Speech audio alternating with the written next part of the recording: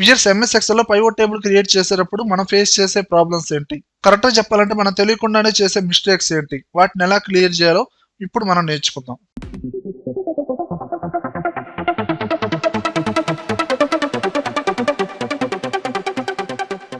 First mistake వచ్చి చూడండి viewers, ఇక్కడ ఒక సేల్స్ రిపోర్ట్ ఉందండి. ఇక్కడ రిపీటెడ్ సేల్స్ పర్సన్స్ రిపీటెడ్ ప్లేసుల్లో రిపీటెడ్ ప్రొడక్ట్స్ ని సేల్ చేశారండి. దీనికి సంబంధించి ఆల్రెడీ పైవోట్ టేబుల్ అనేది క్రియేట్ చేశానండి. Each person total value main report లో గమనిస్తే అతను డిఫరెంట్ ప్రోడక్ట్ ని సేల్ చేశారు.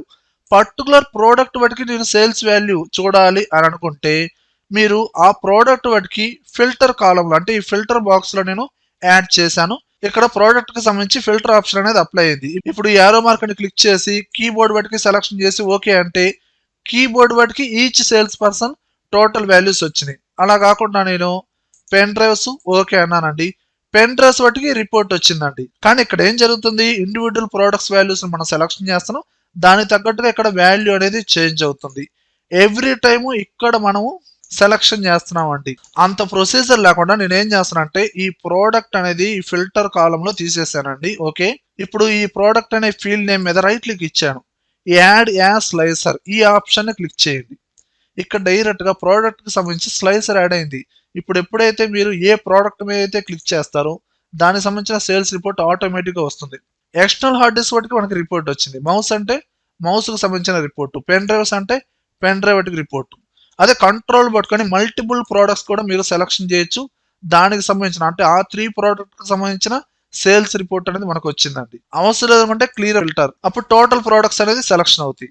ఇలా స్లైసర్ అనేది యాడ్ చేయడం ద్వారా మీ రిపోర్ట్ అనేది ఈజీగా మీరు వెరిఫై చేసుకోవచ్చు. ఓకేనా.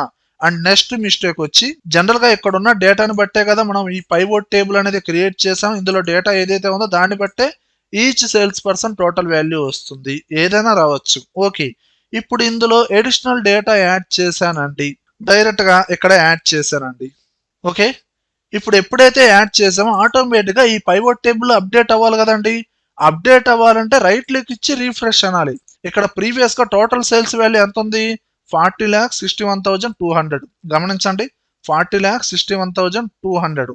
ఇప్పుడు ఎప్పుడైతే నేను రీఫ్రెష్ అంటానో అప్డేట్ అవుతుందా, అవదండి. జనరల్ గా మీరు ఇప్పుడు మెయిన్ డేటాలో ఎడిషనల్ డేటా అప్పుడప్పుడు యాడ్ చేయాలి, టైప్ చేయాలి, ఆటోమేటిక్ గా పైవోట్ టేబుల్ అప్డేట్ అవ్వాలి అనుకున్నప్పుడు మీ మెయిన్ డేటాలో టేబుల్ ఫార్మేట్ అనేది అప్లై చేసుకోండి. ఇప్పుడు చూడండి, ఇందులో ఎలాంటి డేటా అడిషనల్ గా యాడ్ చేయలేదండి, ప్రీవియస్ గా ఉన్న రిపోర్టే. ఓకేనా. ఇప్పుడు ఈ డేటా మొత్తం ఈ టేబుల్ మొత్తం సెలెక్షన్ చేసి Ctrl+T short cut table format అనేది అప్లై చేయండి.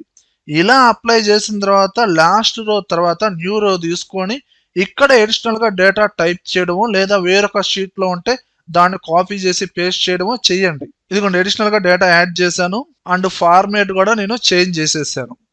ఇప్పుడు పైవోట్ టేబుల్ ఆల్రెడీ ప్రీవియస్ డేటాతో మనకి పైవోట్ టేబుల్ క్రియేట్ చేసాం కదా. ఇప్పుడు రైట్ క్లిక్ ఇచ్చి రీఫ్రెష్ చేయండి. ప్రీవియస్ గా మనకి టోటల్ వాల్యూ ఎంత ఉంది, 40,61,200. ఎప్పుడైతే రీఫ్రెష్ చేస్తారో ఇదిగోండి 52,91,900. మెయిన్ డేటాలో టేబుల్ ఫార్మేట్ అప్లై చేయండి, అప్పుడే పైవోట్ టేబుల్ అప్డేట్ అవుతుంది. ఇలా టేబుల్ ఫార్మేట్ అప్లై చేయక రీఫ్రెష్ చేస్తూ ఉంటారు, అప్డేట్ అవ్వదు, గమనించండి.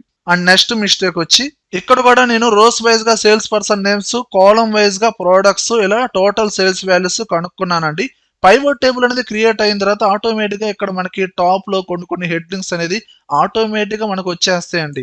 వీటిని మనం ఎడిట్ చేయడం కోసం డైరెక్ట్ గా సెలెక్షన్ చేసి కీబోర్డ్ లో డిలీట్ అంటూ ఉంటాం, డిలీట్ అవ్వదు. ఇదిగోండి, ఎర్రర్స్ వస్తూ ఉంటాయండి. లేదా డబుల్ క్లిక్ చేస్తూ ఉంటాం, డేటా అనేది డిలీట్ అవ్వదు, ఎడిట్ అవ్వదు. అప్పుడు మీరు ఏం చేస్తారు, ఆ పర్టికులర్ హెడ్డింగ్స్ ఉన్న సెల్స్ ని సెలెక్షన్ చేసి కీబోర్డ్ లో స్పేస్ బార్ క్లిక్ చేయండి, ఆటోమేటిక్ గా ఆ డేటా అనేది డిలీట్ అయిపోతుంది. స్పేస్ బార్ క్లిక్ చేయండి అండ్ మీకు కావాల్సిన హెడ్డింగ్స్ అనేది డైరెక్ట్ గా టైప్ చేసుకోండి. ఓకేనా. అండ్ నెక్స్ట్ మిస్టేక్ వచ్చి వన్స్ పైవోట్ టేబుల్ క్రియేట్ అయిన తర్వాత అందులో పర్టికులర్ కాలమ్స్ ని మీరు హైడ్ చేయాలన్నప్పుడు డైరెక్ట్ గా సెలెక్షన్ చేసి రైట్ క్లిక్ ఇచ్చి ఫిల్టర్ హైడ్ సెలెక్టెడ్ ఐటమ్స్ అన్నారు అనుకోండి, డేటా అనేది హైడ్ అవ్వదండి. మరి ఎప్పుడు హైడ్ అవుతుందంటే పర్టికులర్ గా ఆ ఫీల్డ్ నేమ్ వాటికి సెలెక్షన్ చేసి రైట్ క్లిక్ ఇచ్చి ఫిల్టర్ లోకి వెళ్ళి హైడ్ సెలెక్టెడ్ ఐటమ్స్ అనండి, అప్పుడు హైడ్ అవుతుంది. ఓకేనా. Ctrl+Z మళ్ళీ బ్యాక్ వచ్చాను. లేదా డైరెక్ట్ గా కాలం మీద రైట్ క్లిక్ ఇచ్చి హైడ్ అన్న హైడ్ అవుతుంది. మీరు పర్టికులర్ డేటా వాటికి సెలెక్షన్ చేసి హైడ్ అంటే హైడ్ అవ్వదు. ఓకేనా. అండ్ నెక్స్ట్ మిస్టేక్ వచ్చి మీరు ఒక మెయిన్ డేటాని బేస్ చేసుకొని పైవోట్ టేబుల్ క్రియేట్ చేసినప్పుడు ఫీల్డ్ నేమ్స్ అనేది మిస్ చేయకూడదు.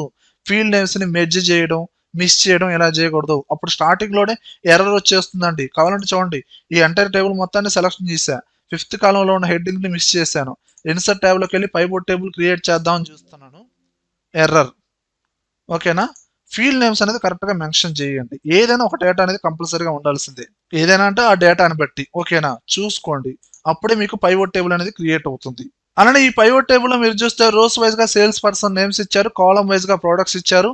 అలానే మీరు రోస్ వైజ్ గా ప్లేస్ కూడా యాడ్ చేశారండి. ఇలా యాడ్ చేసినప్పుడు ఈ గణేష్ కి సంబంధించిన ఈ total sales values, sub total values మనకి టాప్ లో డిస్ప్లే అవుతున్నాయి. డిఫాల్ట్ గా మనకి టాప్ లోనే డిస్ప్లే అవుతాయి.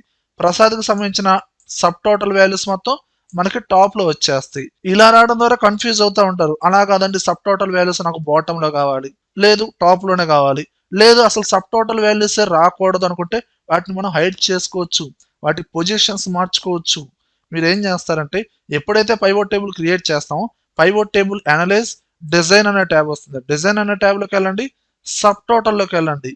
ఇక్కడ show all sub totals bottom of group అనండి.